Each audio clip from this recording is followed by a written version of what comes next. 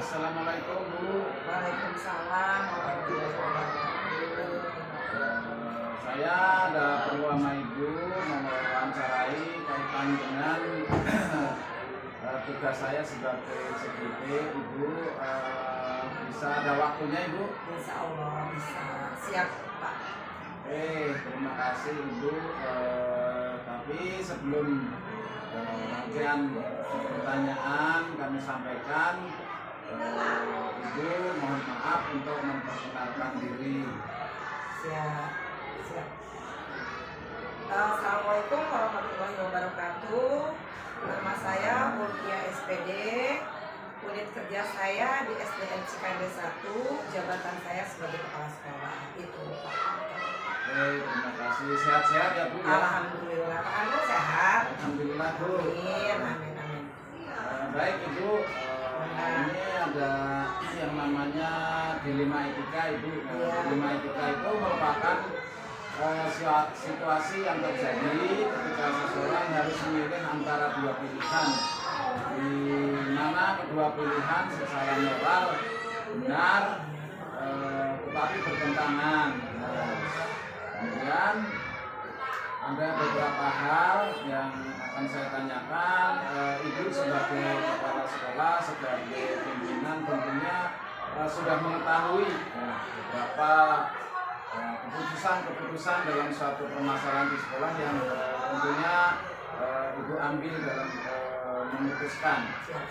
Ibu, yang pertama, selama ini bagaimana Ibu mengidentifikasi kasus-kasus yang merupakan dilema etika atau bujukan moral Ibu? Ya, saya coba jawab ya Pak Kanto ya. Mudah-mudahan jawabannya baik. Pada kasus-kasus yang pernah dihadapi oleh saya, identifikasi yang dapat dilakukan tentunya dengan melihat permasalahan yang mendasar dari kasus-kasus tersebut dan apa penyebabnya. Kasus tersebut bisa terjadi serta siapa saja yang terlibat dalam kasus-kasus tersebut. Kemudian dipelajari dan didalami lebih jauh untuk dapat membuat kesimpulan tentang kasus-kasus tersebut. Dari kesimpulan tersebut dapat diketahui apakah kasus-kasus tersebut adalah kasus yang termasuk dilema etika atau rujukan moral. Seperti itu Pak Kanto. Ya, baik Bu. Pertama diidentifikasi dulu. Iya, betul. Baik Ibu, kemudian selanjutnya, selama ini bagaimana Ibu menjalankan pengambilan keputusan di sekolah, terutama untuk kasus-kasus di mana ada dua kepentingan yang sama benar dan juga sama-sama mengandung nilai kebajikan Ibu? Ya, dalam pengambilan keputusan sekolah dilakukan dengan pertimbangan resiko, akibat, dan dampak. Terutama jika kasus-kasus tersebut terdapat dua kepentingan yang sama-sama benar atau sama-sama mengandung nilai kebijakan. Kemudian jika pengambilan keputusan itu tidak dapat diputuskan secara sepihak, tentu dapat berdiskusi dengan pihak-pihak terkait seperti pengawas sekolah, guru, komite, atau bahkan orang tua murid jika hal tersebut diperlukan Pak Kanto. Iya. Jadi intinya Ibu sebelum memutuskan banyak pertimbangan dan melibatkan dinas-dinas terkait yang berkepentingan. Iya, seperti itu. Oke, baik Ibu. Kemudian selanjutnya Ibu, langkah-langkah atau prosedur apa yang biasa Ibu lakukan sebagai kepala sekolah selama ini? Ya, langkah-langkah atau prosedur yang bisa dilakukan selama ini adalah mempelajari dan mengenali kasus-kasus yang terjadi dengan mencari informasi pasti dari permasalahan pada kasus-kasus yang terjadi. Kemudian mengidentifikasi faktor-faktor penyebabnya dan mencari alternatif solusi Pak Kanto dari permasalahan tersebut. Seperti yang telah disampaikan sebelumnya, dapat dilakukan diskusi, musyawarah bersama pihak-pihak terkait. Terakhir, perlu mempertimbangkan dampak dan akibat yang akan terjadi setelah keputusan itu diambil atau dilakukan. Baik, itu berarti pertama kasus dipelajari dulu, kemudian dikembangkan, kemudian memberikan berbagai lingkungan di sekolah supaya dalam pengambilan keputusan benar-benar bisa diterima dengan semua warga. Kemudian Ibu, hal apa saja yang selama ini yang dianggap efektif dalam pengambilan keputusan dalam kasus di rumah?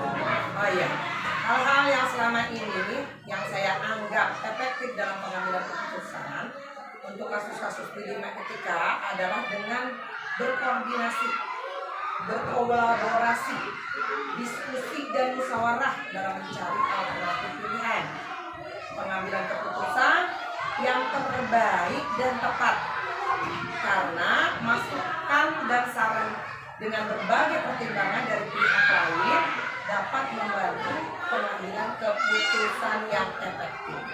Seperti itu. Ada koordinasi, kemudian ada identifikasi masalah. Betul. Masih ini Ibu, selanjutnya Ya. hal-hal apa yang Ibu lakukan selama ini yang merupakan tantangan dalam pengambilan keputusan dalam kasus-kasus dilema etika? Baik, coba menjawab ya. Hal-hal yang selama ini merupakan tantangan dalam pengambilan keputusan dalam kasus-kasus dilema etika adalah rasa egois yang tinggi dari diri sendiri dalam pengambilan keputusan. Selain itu, keengganan dalam meminta masukan atau saran dari pihak lain. Di sisi lain, terkadang rasa menghilangkan keraguan ketika keputusan sudah diambil karena timbul rasa takut atau bahkan tidak ada keyakinan dari dalam diri sendiri ketika mengambil keputusan, sehingga keputusan yang diambil menjadi tidak tepat. Seperti itu. Baik, Bu. Jadi intinya itu ada pertama ada rasa keraguan, kemudian ada egois gitu ya. Selanjutnya Ibu, apakah Ibu memiliki sebuah skala atau jadwal tertentu dalam sebuah penyelesaian kasus dilema etika, dan apa Ibu langsung menyelesaikan di tempat jika suatu ada permasalahan dalam bentuk atau prosedur seperti apa yang Ibu jalankan selama ini? Ya. Jika penyelesaian kasus tersebut tidak harus diputuskan secara singkat dan besar, dapat menyusun jadwal. Jadi harus ada jadwal tuh Pak Kanto yang tepat dengan suasana yang tepat agar pengambilan keputusan dapat secara tepat dan baik, secara efektif dilakukan dan diambil keputusan segera. Tentu tidak mungkin ya untuk membuat jadwal tertentu serta harus diselesaikan di tempat dengan tetap mempertimbangkan segala sesuatu, dalam hal ini diskusi tadi, musyawarah, itu yang harus dilakukan. Jadi jadwal tetap ada Pak, harus jadwal ya. Baik Ibu, misalkan sini ada suatu masalah, Betul. kemudian Ibu analisa dulu, identifikasi, kemudian dalam menentukan Ibu membuat jadwal supaya Betul. fokus gitu. Iya, supaya fokus. Supaya nanti kita ngambil keputusannya tepat tuh Pak. Ya. Nah, selanjutnya Ibu, apakah ada seorang guru atau faktor-faktor yang selama ini mempermudah dalam membantu Ibu dalam pengambilan keputusan tentang kasus dilema etika ini, Bu? Ya. Sebetulnya ada Pak, untuk mempermudah atau membantu dalam pengambilan keputusan dalam kasus-kasus dilema etika. Ada pihak orang yang dapat membantu seperti pengawas, guru, komite, ya Pak ya. Nah itu yang harus ada. Faktor tentang nilai-nilai kebijakan juga dapat dijadikan panduan, mempermudah dan membantu dalam pengambilan keputusan dalam kasus-kasus dilema etika. Seperti itu Pak Kanto. Oke, baik Ibu. Selanjutnya Bu, Siap. pertanyaan yang terakhir nih Bu. Mudah-mudahan terakhir nih Pak Kanto. Setelah mempelajari ini dari semua ini yang telah disampaikan, pembelajaran apa yang dapat Ibu petik dari pengalaman dalam mengambil keputusan dilema etika ini? Siap. Dari semua yang telah disampaikan, pembelajaran yang dapat saya petik dari pengalaman dan pengambilan keputusan dilema etika adalah pengambilan keputusan yang diambil harus dipertimbangkan masukan, saran dari pihak lain dengan berdiskusi atau bermusyawarah tadi. Ya, jadi nanti kita perlu melihat juga pertimbangan resiko atau akibat yang terjadi dari pengambilan keputusan tadi, sehingga jangan sampai menimbulkan permasalahan baru, bahkan permasalahan dapat bertambah besar. Seperti itu Pak. Jadi intinya itu dalam memutuskan banyak pertimbangan, kemudian diskusi, kemudian supaya tidak bermusyawarah, supaya dalam pengambilan keputusan itu tetap adil, tepat, dan tidak ada sedikit konflik-konflik apa gitu ya. Jadi kalau diputuskannya bersama-sama, hasilnya juga akan untuk bersama. Ya, baik Ibu, terima kasih atas waktunya yang sudah mengganggu kesediaan Ibu. Mungkin nanti lain kali kalau ada pesan yang lain nanti saya bisa bertanya-tanya lagi. Siap Pak, siap. Ibu, terima kasih Bu. Nangga Pak ya Kanto. Assalamualaikum warahmatullahi wabarakatuh. Waalaikumsalam. Saya sebagai tugas CGP ingin mewawancarai Pak Haji sebagai kepala sekolah kaitan dengan keputusan dilema etika. Namun sebelum melanjutkan ke pertanyaan, silahkan Pak Haji untuk memperkenalkan diri. Baik, terima kasih. Assalamualaikum warahmatullahi wabarakatuh. Waalaikumsalam warahmatullahi wabarakatuh. Saya memperkenalkan diri, nama saya Haji Sartaya, Kepala SDN JKN 3 Kecamatan Jayanti. Dalam hal ini sebagai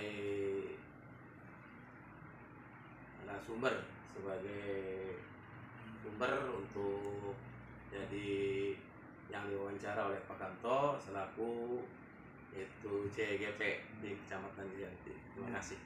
Oke, makasih Pak Haji atas waktunya. Nah ini Pak Haji kan kita ada yang namanya dilema etika. Nah itu yang merupakan situasi yang terjadi ketika seseorang harus memilih antara dua pilihan, mana kedua pilihan secara moral benar tetapi bertentangan. Yang kedua tentang bujukan moral yang merupakan situasi yang terjadi ketika seseorang harus membuat keputusan antara lain benar dan salah. Itu Pak Haji. Yang pertama saya akan menanyakan kepada Pak Haji selaku kepala sekolah, selama ini bagaimana Bapak dapat mengidentifikasi kasus-kasus yang merupakan dilema etika atau bujukan moral? Terima kasih. Untuk itu menghadapi permasalahan, saya tidak ada identifikasi khusus, tapi pada dasarnya itu yang saya gunakan, saya pelajari dulu permasalahan-permasalahan itu. Nah, kalau sudah dipelajari baru saya mengambil suatu keputusan. Jadi tidak ada identifikasi khusus yang harus yang disiapkan oleh saya untuk menghadapi permasalahan, mengatasi permasalahan, tapi saya pelajari dulu. Kemudian kalau sudah saya pelajari dulu baru saya ambil suatu keputusan. Oke, baik Pak Haji. Baik itu ya, berarti dipelajarin baru ngambil keputusan. Ya. Kemudian yang kedua, selama ini bagaimana Bapak menjalankan pengambilan keputusan di sekolah terutama untuk kasus-kasus di mana ada dua kepentingan yang sama benar, yang mengandung nilai kebajikan. Untuk mengambil suatu keputusan pada kesempatan yang sama-sama, yaitu pentingnya dalam posisi sekolah atau di sekolah itu, saya melalui yaitu musyawarah, Pak. Musyawarah dengan teman-teman guru, dengan orang tua murid, dengan para komite, sehingga kami bisa mengambil suatu keputusan mana yang harus didahulukan, diprioritaskan dari dua keputusan yang sama-sama, yaitu kebaikannya buat kita semua. Seperti itu. Jadi melalui musyawarah antara dewan guru, kemudian komite, kemudian juga yang lainnya. Oke, Pak, berarti dengan musyawarah. Itu. Oke, Pak, terima kasih. Intinya dengan musyawarah, Pak, ya. Yang ketiga, Pak, langkah-langkah atau prosedur apa yang Bapak lakukan selama ini, Pak? Kalau untuk langkah-langkah yang saya siapkan atau prosedur yang saya pakai itu, saya tidak mempunyai langkah-langkah seperti itu. Tidak mempersiapkan yaitu prosedur seperti itu, tapi untuk mengambil itu kembali lagi kepada musyawarah. Oke, Pak. Pada musyawarah, Iya. kita melalui musyawarah dengan guru, kemudian dengan Murid, komite, ya. Ini kita ambil yaitu keputusan tidak dengan melalui prosedur, tapi apakah harus mengambil keputusan pada saat itu juga kita melalui musyawarah. Oke, Pak, terima kasih. Kemudian hal apa yang selama ini Bapak anggap efektif dalam pengambilan keputusan dalam khususnya kasus dilema etika? Untuk mengambil suatu keputusan yang efektif itu adalah musyawarah, Pak. Musyawarah. Jadi ya, dengan untuk pengambilan keputusan yang paling efektif, yang paling berkenan itu adalah melalui jalur musyawarah antara kepala sekolah, guru, komite, dan orang tua. Baik, Pak. Selanjutnya hal apa saja yang selama ini merupakan tantangan bagi Bapak dalam pengambilan keputusan, Pak? Yang paling jadi tantangan dalam pengambilan keputusan itu ya keraguan-raguan terhadap yaitu keputusan apabila kita sudah mengambil keputusan tersebut. Jadi yang paling berat, yang paling jadi tantangan buat kita. Jadi kita sudah mengambil keputusan, tapi kita yaitu masih ragu-ragu. Jadi itu. Jadi kita menghilangkan keraguan-raguan itu setelah keputusan kita ambil. Oke, baik, Pak. Untuk selanjutnya, apakah Bapak memiliki sebuah tata atau jadwal dalam sebuah penyelesaian dalam kasus dilema etika? Ulangi Pak. Pertanyaannya mohon diulangi. Oke, Pak. Apakah yang selama ini Bapak sudah mempunyai jadwal tertentu dalam sebuah pengambilan keputusan dilema etika, dan apakah langsung menyelesaikan di tempat atau Bapak membuat jadwal tertentu, Pak Haji? Nah, kalau untuk mengambil keputusan seperti itu, kami tidak membuat jadwal, Pak. Tidak membuat program, tidak punya jadwal, tidak punya program. Tapi manakala itu harus diambil keputusan pada saat itu, maka diambillah keputusan pada saat itu. Tapi sekali lagi keputusan itu harus melalui itu musyawarah dengan dewan guru dan komite terutama. Oke, baik, Pak. Terima kasih. Jadi tetap mengedepankan musyawarah, Pak, ya. Ya. Kemudian apakah ada di sekolah ini atau faktor apa yang selama ini mempermudah atau membantu Bapak dalam pengambilan keputusan di 5E3? Faktor yang berpengaruh terhadap pengambilan keputusan ya dalam hal ini tentunya yang sangat mempermudah, satu adalah kekompakan Pak. Kekompakan antara itu Dewan Guru dengan komite terutama yang ada di sekolah ini. Kemudian juga secara kebetulan di sekolah kami di sini itu ada beberapa guru yang bisa diandalkan untuk itu membantu kepala sekolah dalam hal yaitu pengambil putusan gitu. Jadi kita intinya yang paling ini kita kerjasamanya antara kita ini itu yang paling mempermudah itu untuk mengambil keputusan. Dari sudah ada guru yang diseniorkan gitu Pak ya dalam untuk membantu keputusan. Kemudian ini pertanyaan terakhir dari semua yang telah saya sampaikan dalam pembelajaran, apakah yang dapat Bapak petik dari pengalaman dalam pengambilan keputusan di 5 ini Pak Haji? Jadi yang saya dapat simpulkan atau yang saya petik dari pengalaman untuk pengambilan keputusan itu di mana bahwa segala sesuatu itu untuk mengambil keputusan itu jadi kita harus melalui musyawarah. Jadi untuk pengambilan keputusan itu kita melalui musyawarah. Jadi kesimpulan daripada pengambilan keputusan itu jadi harus bagaimana. Jadi jelasnya kita disimpulkan bahwa setiap keputusan itu harus diambil berdasarkan musyawarah. Itu kesimpulan.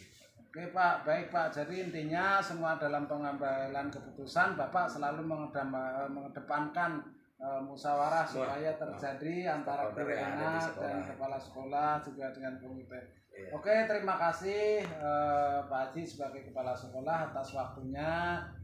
Nanti kita bisa berbincang-bincang lebih lanjut Pak Haji. Sama-sama. Terima kasih Pak Haji.